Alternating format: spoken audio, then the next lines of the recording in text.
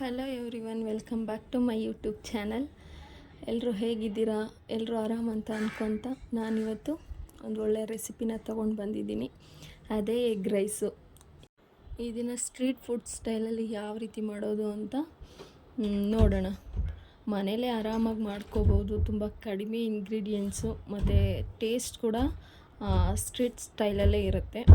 ನೀವು ಒಮ್ಮೆ ಮನೇಲಿ ಟ್ರೈ ಮಾಡಿ, ಸಖತ್ತಾಗಿರುತ್ತೆ. ಹಾಗಾದರೆ ಇದನ್ನು ಯಾವ ರೀತಿ ಮಾಡೋದು, ಇದಕ್ಕೆ ಏನೇನು ಇಂಗ್ರೀಡಿಯೆಂಟ್ಸ್ ಬೇಕು ಅಂತ ನೋಡೋಣ. ಮೊದಲನೇದಾಗಿ ನಾನು ಸಣ್ಣದಾಗಿ ಕಟ್ ಮಾಡ್ಕೊಂಡಿರೋ ಅಂಥ ಹಸಿರು ಮೆಣಸಿನ್ಕಾಯಿ, 2 ದಪ್ಪ ಸೈಜ್ ಈರುಳ್ಳಿ, ಅದ್ರ ಜೊತೆ 5 ಮೊಟ್ಟೆ, ನಂತರ 1 ಟೇಬಲ್ ಸ್ಪೂನ್ ಆಗೋಷ್ಟು ಧನಿಯಾ ಪುಡಿ, ಅರ್ಧ ಟೇಬಲ್ ಸ್ಪೂನ್ ಅಚ್ಕಾರದ ಪುಡಿ, 1/4 ಟೇಬಲ್ ಸ್ಪೂನ್ ಗರಂ ಮಸಾಲ ತೊಗೊಂಡಿದ್ದೀನಿ, 1/4 ಟೇಬಲ್ ಸ್ಪೂನ್ ಅರಿಶಿಣದ ಪುಡಿ, 1 ಟೇಬಲ್ ಸ್ಪೂನು ಉಪ್ಪು, ಸಣ್ಣ ಉಪ್ಪು ತೊಗೊಂಡಿದ್ದೀನಿ. ನಮ್ಮ ರುಚಿಗೆ ಎಷ್ಟು ಬೇಕೋ ಅಷ್ಟು ತೊಗೋಬೇಕು. ಆಮೇಲೆ ಎಣ್ಣೆ. ಈಗ ಒಂದು ಬಾಣಲೆನ ಇಟ್ಕೊಂಡು ನಾನು ಒಂದು 5 ಟೇಬಲ್ ಸ್ಪೂನ್ ಆಗೋಷ್ಟು ಎಣ್ಣೆನ ಹಾಕ್ತಾಯಿದ್ದೀನಿ. ಅದಾದ ನಂತರ ಸಣ್ಣದಾಗಿ ಕಟ್ ಮಾಡ್ಕೊಂಡಿರೋ ಅಂಥ ಹಸಿರು ಮೆಣಸಿನ್ಕಾಯಿನ ಹಾಕ್ಕೋತಾ ಇದ್ದೀನಿ. ನಾನಿಲ್ಲಿ ಒಂದು 4 ಹಸಿರು ಮೆಣಸಿನ್ಕಾಯಿ ತೊಗೊಂಡಿದ್ದೀನಿ. ನಿಮಗೆ ಖಾರ ಜಾಸ್ತಿ ಬೇಕು ಅಂದರೆ ಇನ್ನೂ ತೊಗೋಬೋದು, ಕಡಿಮೆ ಬೇಕು ಅಂದರೆ ಇನ್ನೂ ಕಡಿಮೆ ಮಾಡ್ಕೋಬೋದು. ನಮ್ಮ ಖಾರಕ್ಕೆ ಇಷ್ಟು ಸಾಕು ಅಂತ 4 ತೊಗೊಂಡಿದ್ದೀನಿ. ಅದಾದಮೇಲೆ ಸಣ್ಣದಾಗಿ ಕಟ್ ಮಾಡ್ಕೊಂಡಿರೋ ಅಂಥ ದೊಡ್ಡ ಸೈಜ್ ಈರುಳ್ಳಿನ ನಾನು ಇದಕ್ಕೆ ಹಾಕ್ತಾಯಿದ್ದೀನಿ. ಈರುಳ್ಳಿ ಜಾಸ್ತಿ ಹಾಕಿದಷ್ಟು ಎಗ್ ರೈಸ್ಗೆ ಟೇಸ್ಟು ಚೆನ್ನಾಗಿರುತ್ತೆ. ಇದ್ರ ಜೊತೆ ತರಕಾರಿನೂ ಸಹ ಹಾಕ್ಕೋಬೋದು. ನಾನು ಅದನ್ನು ಹಾಕ್ಕೊತಾ ಇಲ್ಲ, ಜಸ್ಟ್ ಈರುಳ್ಳಿ ಮೆಣಸಿನ್ಕಾಯಿ ಹಾಕ್ಕೊಂಡೇ ಮಾಡ್ತಾಯಿದ್ದೀನಿ. ಈರುಳ್ಳಿ ಎಲ್ಲ ಸಾಫ್ಟ್ ಆದಮೇಲೆ ನಾನು ಇದಕ್ಕೆ ಆವಾಗಲೇ ತೋರಿಸಿದಂಥ ಮಸಾಲ ಐಟಮ್ಸ್ನ ಇದಕ್ಕೆ ಹಾಕ್ಕೊತಾ ಇದ್ದೀನಿ. ಗರಂ ಮಸಾಲ, ಧನಿಯಾ ಪುಡಿ, ಅಚ್ಕಾರದ ಪುಡಿ, ಅರಿಶಿಣದ ಪುಡಿ ಮತ್ತು ರುಚಿಗೆ ತಕ್ಕಷ್ಟು ಉಪ್ಪು, ಇದಿಷ್ಟನ್ನು ಹಾಕ್ಕೊಂಡು ಚೆನ್ನಾಗಿ ಮಿಕ್ಸ್ ಮಾಡಬೇಕು. ಆನಿಯನ್ನು ಮತ್ತು ಮೆಣಸಿನ್ಕಾಯಿ ಜೊತೆ ಚೆನ್ನಾಗಿ ಮಿಕ್ಸ್ ಆಗೋ ಥರ ಫುಲ್ಲು 1 ನಿಮಿಷ ಹಸಿ ವಾಸನೆ ಹೋಗೋ ಥರ ಮಸಾಲೆ ಪೌಡ್ರದ್ದು ಮಿಕ್ಸ್ ಮಾಡ್ಕೋಬೇಕು.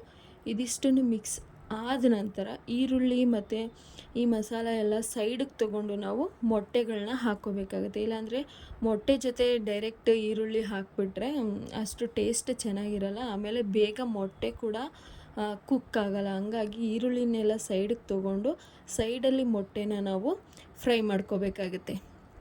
ನೋಡಿ, ಇದಿಷ್ಟು ಫ್ರೈ ಆದರೆ ಸಾಕು, ಮೊಟ್ಟೆ ಫುಲ್ ಫ್ರೈ ಆಗಿದೆ. ಇವಾಗ ಇದ್ರ ಜೊತೆ ನಾವು ಸೈಡಲ್ಲಿ ಇಟ್ಕೊಂಡಿರೋ ಅಂಥ ಈರುಳ್ಳಿನೆಲ್ಲ ಮಿಕ್ಸ್ ಮಾಡ್ಕೋಬೇಕು. ಮಿಕ್ಸ್ ಮಾಡಿಕೊಂಡ್ರೆ ಆಯಿತು, ನಮ್ಮ ಎಗ್ ರೈಸ್ ಮಿಕ್ಸು ರೆಡಿ ಆಯಿತು ಅಂತ ಅರ್ಥ.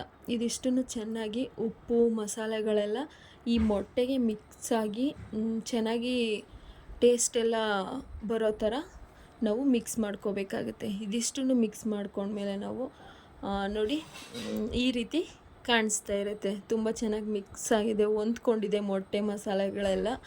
ಈ ಹಂತದಲ್ಲಿ ನಾವು ಮೊದಲೇ ರೈಸ್ನ ಕುಕ್ ಮಾಡಿ ಇಟ್ಕೊಂಡಿರಬೇಕಾಗುತ್ತೆ. ಮೊದಲೇ ಕುಕ್ ಮಾಡಿ ಇಟ್ಕೊಂಡಿರೋ ಅಂಥ ರೈಸನ್ನು ನಾನು ಇದಕ್ಕೆ ಆ್ಯಡ್ ಮಾಡ್ತಾಯಿದ್ದೀನಿ.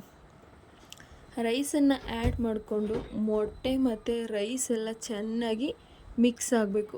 ಆ ರೀತಿ ಒಂದು 3 ನಿಮಿಷ ನಾವು ಮಿಕ್ಸ್ ಮಾಡಬೇಕಾಗುತ್ತೆ.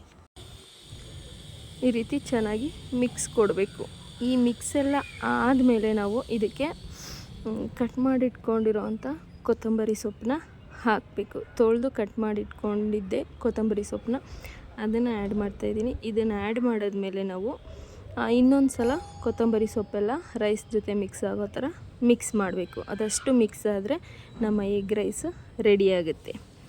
ಇದಿಷ್ಟೇ ಎಗ್ ರೈಸ್ ರೆಸಿಪಿ. ತುಂಬ ಸಿಂಪಲ್ ಆಗಿದೆ. ನೀವು ಕೂಡ ಒಮ್ಮೆ ಮನೇಲಿ ಟ್ರೈ ಮಾಡಿ. Thank you for watching. Bye.